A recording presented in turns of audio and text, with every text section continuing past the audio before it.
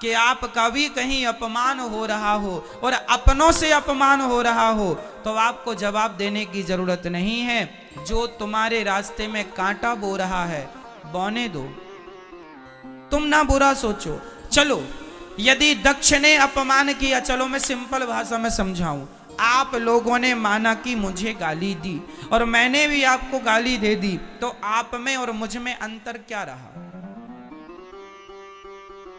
कुत्ते ने आपको काटा और आपने भी कुत्ते को काट लिया, तो फिर बताओ कौन कुत्ता, वो कुत्ता कि तुम कुत्ता? बोलो मेरी मां। सास ने आपको गाली दी और आपने भी सास को गाली दी, तो बताओ तुम दोनों में समझदार हम किसे माने? मैया कह दो ना मेरी मां। सास ने भी गाली दी और बहू ने भी गाली दी, इन दोनों में समझदार कौन, आप बताओ? बोलो मेरी मां, कौन? सास समझदार है? ये मैया कह रही है सास समझदार है।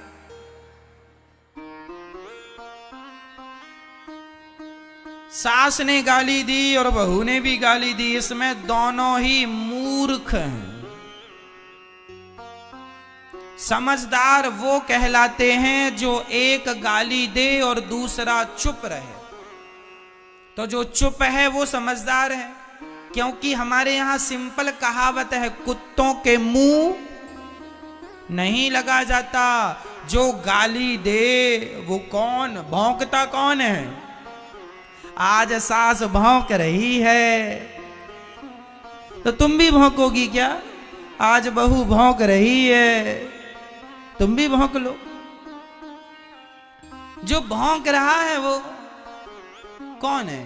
कुत्ते के वंशज हैं। भौंकते रहो। अभी तो एक भौंक रहा था, सास ने किया भौं तो बहू ने भी भौं भौं, लो चालू हो गया महाभारत। कौन समझदार इन दोनों में? कोई नहीं। इसलिए हम आपसे कहते हैं अपनी समझदारी का परिचय दो। कोई शंकर जी को गालियां दक्ष ने दी, क्या शंकर जी ने गालियां दी? भगवान कृष्ण को शिशुपाल ने कितनी गालियां दी? बोलो मेरी मां। मैया जी कितनी? 100 गालियां भगवान ने चुप रहकर सुनी कि नहीं? यदि भगवान होकर 100 गालियां चुपचाप सुन लेते हैं, तो हम और तुम इंसान होके 10-20 गालियां क्यों नहीं सुन लेते? क्यों कुत्तों की मुंह लगते हो? और अपने आप को आप लोग समझते हैं हम बड़े समझदार हैं, हम जवाब दे रहे हैं। अरे मां, कहां जवाब देना है कहां नहीं देना, यह भी एक समझदारी का विषय ही है। सबको जवाब नहीं दिया जाता है ना। क्या जवाब दें हम इनको? तुम ना दो, भगवान दे देंगे जवाब। जब तुझसे ना सुलझे तेरे उलझे हुए धंधे, तो भगवान के इंसाफ पे छोड़ दे ए बंदे। वही तेरी मुश्किल आसान करेगा, जो तू ना कर सका वो भगवान करेगा। छोड़ दो उस पर। सबका उत्तर देना जरूरी नहीं होता। शंकर जी को गालियां मिली, शंकर जी ने कोई उत्तर नहीं दिया। भगवान कृष्ण को गालियां मिली शिशुपाल के द्वारा, कोई उत्तर नहीं दिया। 100 गालियां हुई, सिर काट दिया। आप भी जवाब ना दिया करो। सास बोलती है, बोल, उसका स्वभाव है बेचारी का, बोल रही है। सुनने की आदत, सुनने का अभ्यास करो, ज्यादा से ज्यादा सुनो। और सुनो, अपना अपमान भी सहना सीखो। तितिक्षवः कारुणिकाः सुहृदः सर्वदेहिनां अजात शत्रवः शांता साधवः साधुभूषणा। वही व्यक्ति समझदार है, वही व्यक्ति सफल है जिसके अंदर सहनशीलता ज्यादा है। सह लो।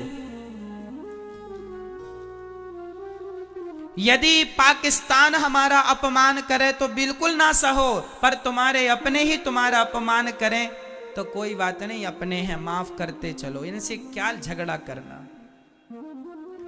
आपका भाई आपका अपमान कर रहा, माना कि माना कि आपका सगा भाई आपका अपमान कर रहा है, तो क्या लड़ोगे उससे? तुम्हारी तो भाई है, इसलिए उसे उसकी तरफ ना देखो। पागल हो गया है, दिमाग खराब है, कुत्ता सवार है इसके ऊपर, भौंकने दो।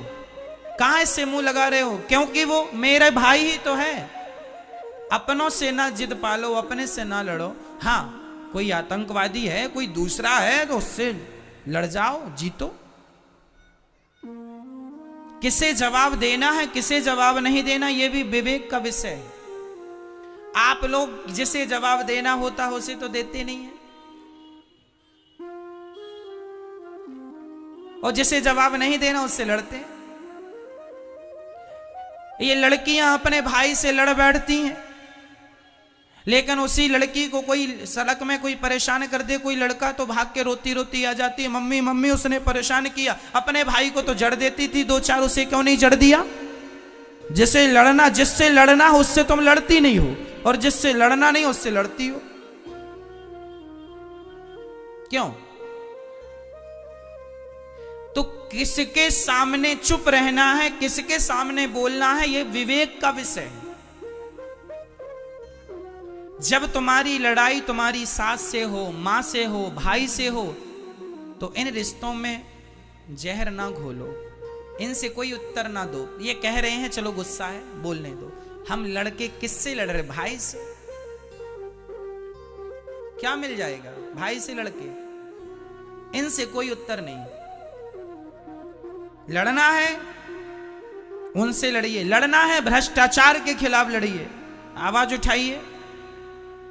लड़ना है किसी के साथ अत्याचार हो, अनाचार गलत हो रहा, उसके पक्ष में खड़े हो जाइए, लड़िए।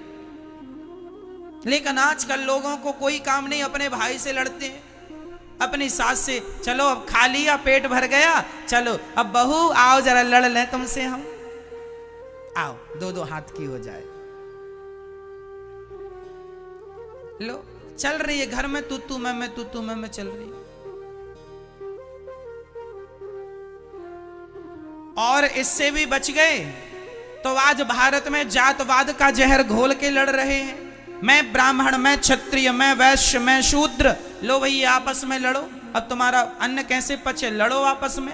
लड़ रहे हैं, बुद्धि भ्रष्ट कर रहे हैं। अरे तुम्हारी यूं ही लड़ाइयों का फायदा अंग्रेजों ने, मुगलों ने खूब उठाया है। तुम्हारी आपस की लड़ाइयों का फायदा उठाया, कई 100 साल तक तुम भारतवासियों पर, हम पर राज्य किया इन लोगों ने, केवल इसलिए कि हम लोग केवल लड़ना जानते हैं। हम लोग संगठित रहना तो जानते नहीं कि चारों लोग एक साथ रहें, ब्राह्मण, क्षत्रिय, वैश्य और शूद्र। हम लोग लड़ते हैं जातवाद का जहर घोल करके, एक दूसरे से लड़ जाते हैं।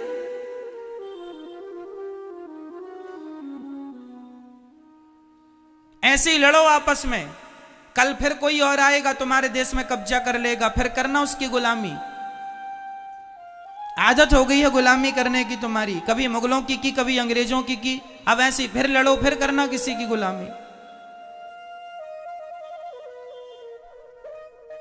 मेरी मां, मेरे नौजवान दोस्तों, जाग जाओ, सबको गले से लगाओ, कोई जातवाद नहीं है।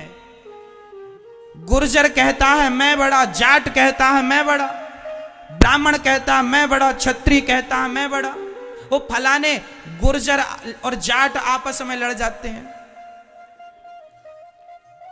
क्यों लड़ती हो? तुम दो थोड़ी हो, तुम एक हो। क्षत्रिय और वैश्य आपस में लड़ जाते हैं, तुम दो हो क्या? अरे ऐसे ही लड़ते रहोगे तो कैसे काम बनेगा?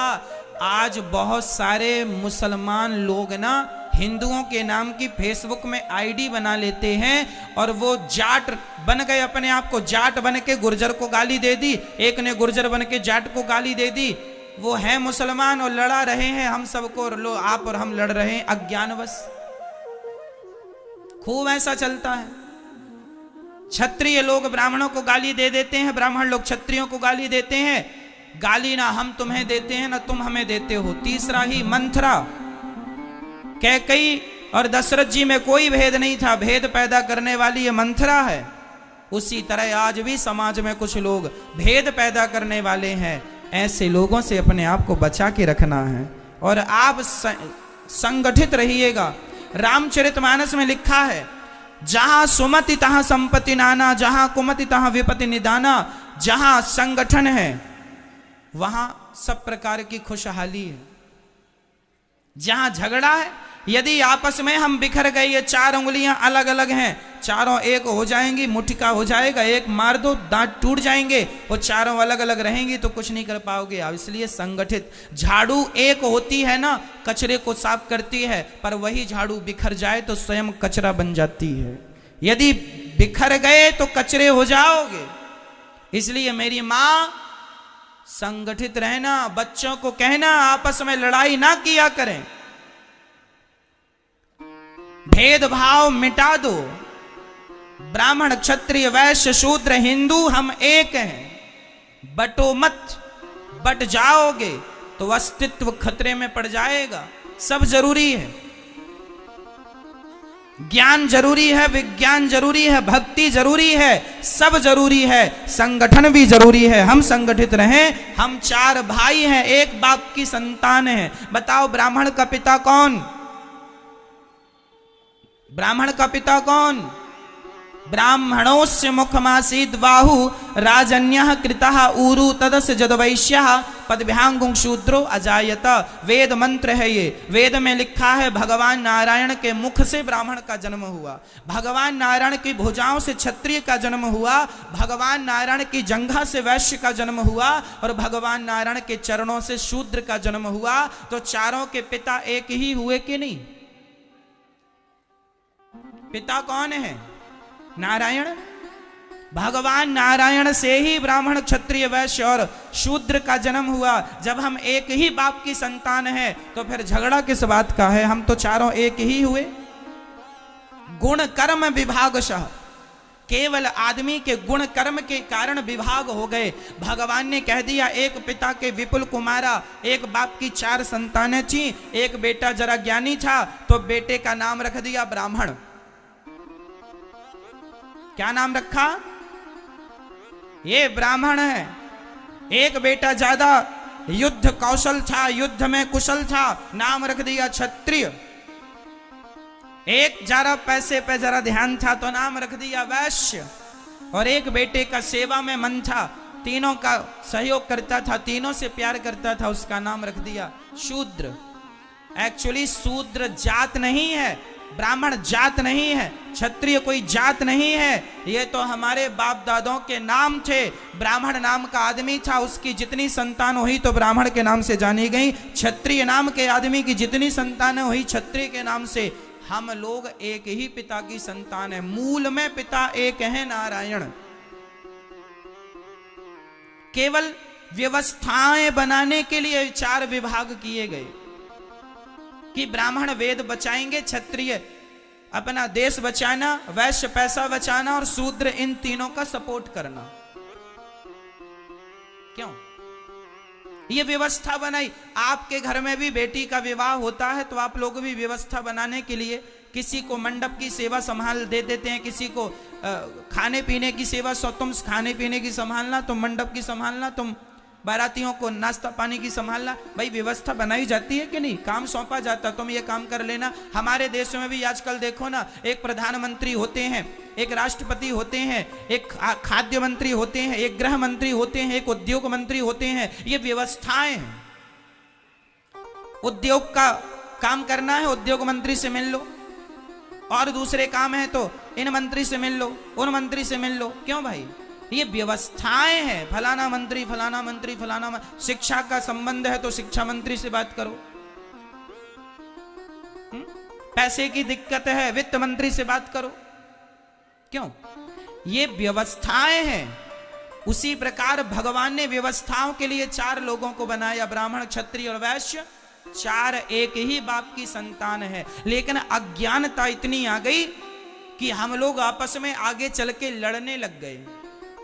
मैं ब्राह्मण हूं, मैं क्षत्रिय हूं, मैं वैश्य हूं, मैं शूद्र हूं। अब जरूरत नहीं है इसकी कि मैं ब्राह्मण हूं, मैं क्षत्रिय हूं, मैं शूद्र हूं। बस जरूरत इसकी है कि हम सनातनी हैं, हम भारतीय हैं। गर्व से कहो हम हिंदू हैं, हम हिंदू हैं, हम हिंदू हैं। धरा ये जिस पर घूम रही हम उसी केंद्र के बिंदु हैं। गर्व से कहो हम हिंदू हैं, हम हिंदू। तुम बट गए जातवाद के नाम पर, फिर तुम पर कोई हमला करेगा।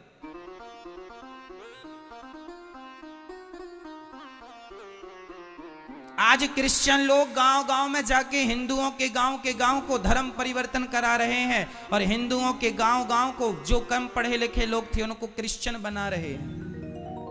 तुम ऐसे ही अपनी अकड़ में रहे आना कि मैं ब्राह्मण हूं, मैं क्षत्रिय हूं, मैं वैश्य हूं, मैं शूद्र हूं।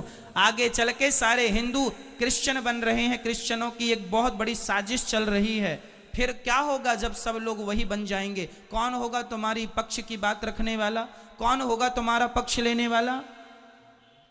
सेना भी बड़ी होनी चाहिए, संगठन में बहुत बड़ी ताकत होती है। ये बातें हल्के में ना लेना, नहीं कल को आने वाली पीढ़ी तुम्हें गाली देगी कि तुमने क्या किया। अरे अपने हिंदुओं को बचा लेते कम से कम। अरे समय निकाला करो और अपने उन गरीब लोगों के पास जाकर बैठा करो जिन्हें 2 किलो आटा की जरूरत है, 1 किलो दाल की जरूरत है। जरा सा समाज में सेवा करो, सहयोग करो, सबको भूखे को भोजन कराओ। क्रिश्चियन लोग पैसे दे दे के धर्म परिवर्तन करा रहे हैं, हाँ या ना? और तुम लोग केवल अपनी अकड़ में 20 लाख की गाड़ी लेना है, 50 लाख की गाड़ी लेना है, गाड़ी घोड़े में पैसे लगाओगे। अफगानिस्तान का क्या हुआ?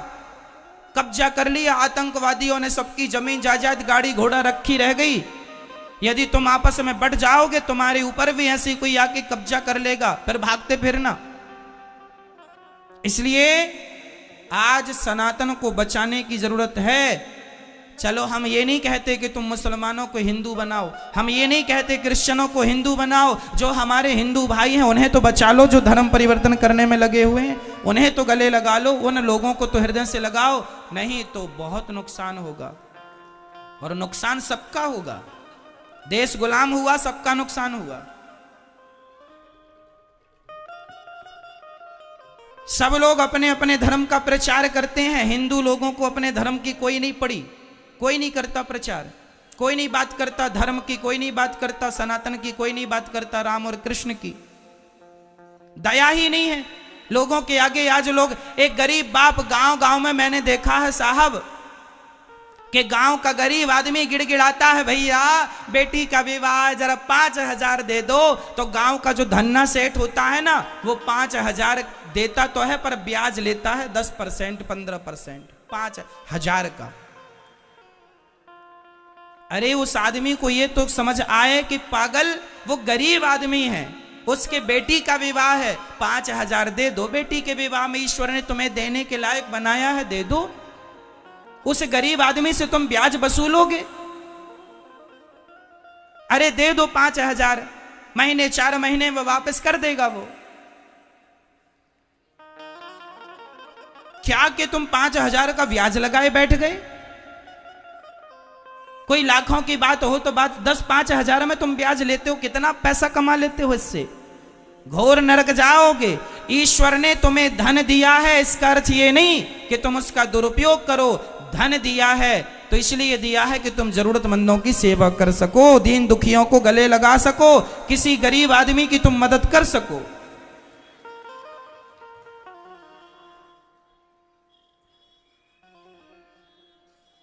जीवन में ईश्वर ने दिया है, परोपकार करना चाहिए, घटता नहीं है। याद रखना, लिख के रखना, दान करे धन ना घटे, लिखा है ये।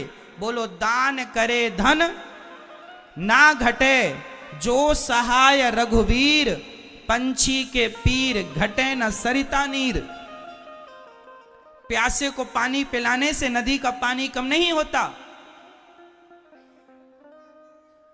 दूसरों को फल खिलाने से वृक्षों के फल कम नहीं होते, और किसी की सेवा करने से धन कम नहीं होता। धन बढ़ता है, दान करने से बढ़ता है, पुण्य करने से।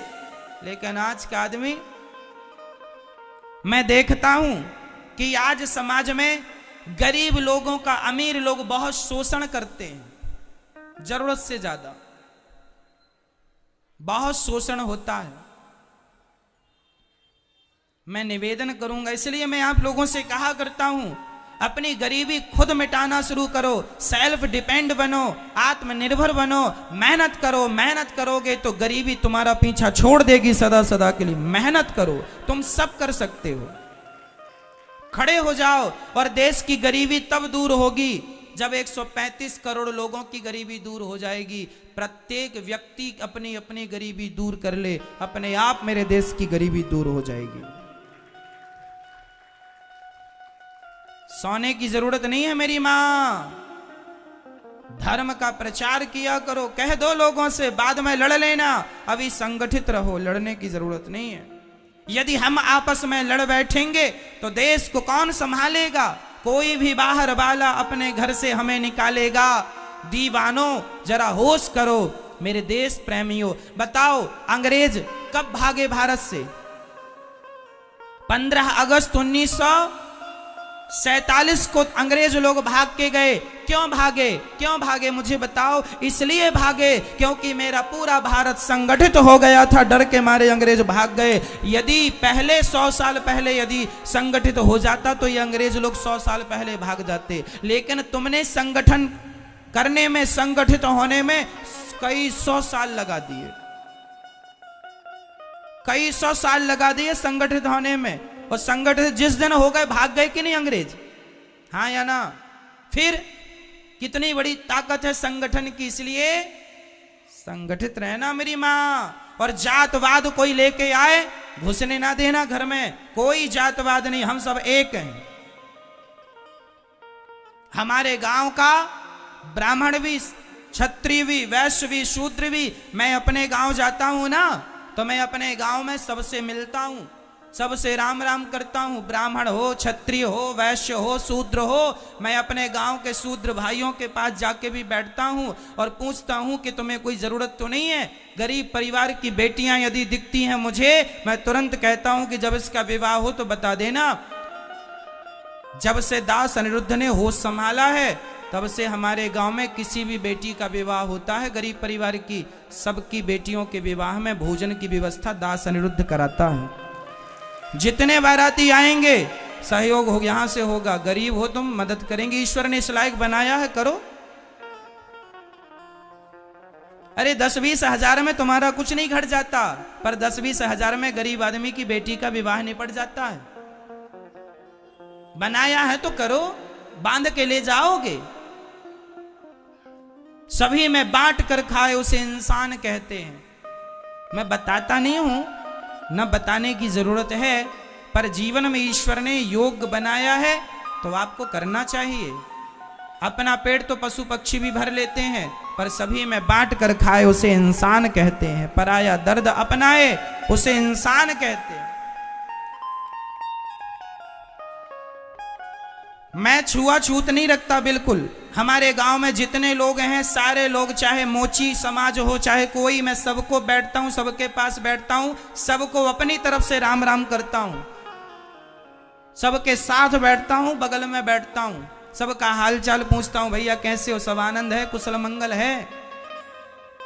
सबसे हंसता हूं, सबसे बात करता हूं, सबको गले लगाता हूं। यहां गौरी गोपाल वृद्धाश्रम में भी मेरी वृद्ध माताएं रहती हैं। यहां सब प्रकार की माताएं रहती हैं, ब्राह्मण मैया, क्षत्रिय मैया, वैश्य मैया, शूद्र मैया। आज तक मैंने किसी मां से जात नहीं पूछी कि मां तुम्हारी जात क्या है। मैं केवल सबके पांव दबाता हूं, चाहे मैया कोई भी जात की हो, मुझे क्या करना। मां की जात कोई नहीं होती, मां तो सिर्फ मां होती है। मैंने तो जात पात का भेद मिटा दिया आपकी आंखों के सामने। आपके देख लो गौरी गोपाल वृद्धाश्रम में माएं सब प्रकार की हैं, ब्राह्मण, क्षत्रिय, वैश्य, शूद्र। पूछ लेना कि मैंने किसी से जात तो नहीं पूछी, आज तक मैंने किसी से ना जात पूछी, केवल सेवा किया है मैंने, केवल सेवा। मैं नहीं मानता, मैं ये मानता हूं कि ईश्वर की सब संतान है, प्यार से रहो। गले लगाने में ज्यादा अच्छा है, नफरत घृणा रखने में अच्छा नहीं है। क्यों? मैं आपसे प्यार करूं तो ज्यादा अच्छा होगा कि मैं आपसे नफरत करने लग जाऊं तो ज्यादा अच्छा होगा? यदि छुआछूत भेदभाव होता तो राम जी शबरी के बेर क्यों खाते? राम जी ने भेदभाव नहीं रखा, हमारे भगवान थे, तो फिर हम भेदभाव काहे का रखें? ना जी, सबको गले लगाने में क्या मैं छोटा हो जाऊंगा? आप अपने नगर के गरीब लोगों को गले लगा लोगे, प्यार से बैठ के दो बातें कर लोगे, इससे आप छोटे हो जाओगे? तो क्यों नहीं लगाते गले, क्यों नहीं प्यार करते सबको? आज भारत में ऐसी मानसिकता है कि कुछ लोग ऐसे हैं कि यदि किसी को छू लेते हैं ना तो वो कहते तुम्हें छू लिया अब नहाएंगे। गलत है ये। क्या माता सबरी को छूकर राम जी नहाए थे? फिर इतना अहंकार किस बात का भैया? कहां से ले आई है ज्ञान उल्टा? हमारे वेद पुराणों में तो ऐसा कुछ नहीं है। हमारे वेद पुराणों में लिखा है प्रेम करो, राम ही, सुनो क्या लिखा है, राम ही केवल प्रेम प्यारा। मैं उदाहरण देके फिर बोल रहा हूं, क्या हमारे रैदास भक्त मोची नहीं थे? जात के मोची थे, जूता सिलते थे, लेकिन उनके पास सभी लोग जाते थे, उन्हें प्रणाम करते थे, उनका आदर करते थे। हम ये कहना चाहते हैं कि जिसके अंदर भक्ति है, जिसके अंदर योग्यता है, उसको आप प्रणाम करने में कोई बुराई नहीं है। बाकी सबको गले लगाएं, गले लगाने में भी कोई बुराई नहीं है। राह में आए जो दीन दुखी, सबको गले से लगाते चलो। प्रेम की गंगा मिटा दो ये जहर, बहुत बड़ा नुकसान हो जाएगा मेरे देश का यदि ये जहर बना रहा।